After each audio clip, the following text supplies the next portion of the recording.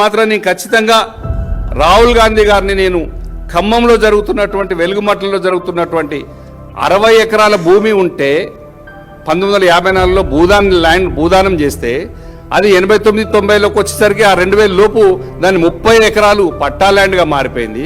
మిగతా 30 ఎకరాలు పేదలకు పట్టాలు ఇస్తే ఆ పేదలను కూడా పొట్టన పెట్టుకొని వాళ్ళని నిరాశ్రయం చేసి పైగా నిన్న వాళ్ళు ఇచ్చిన అంబేద్కర్ అక్కడ ఉన్నటువంటి టీటీడీసీ షెల్టర్లలో పునరావాస కేంద్రాలలో ఉంటే వాళ్ళ భోజనాలు కూడా పెట్టకపోతే మా పార్టీ మిగతా వాళ్ళు ఎక్కడోళ్ళు అక్కడ భోజనాలు పెడుతుంటే వాళ్ళని అక్కడి నుంచి ఖాళీ చేయించడానికి రోడ్ల మీద ఎక్కడ పడితే అక్కడ పోలీసులతో కొట్టిస్తున్నారు. పోలీస్ సోదరులు కూడా ఆలోచించాలి.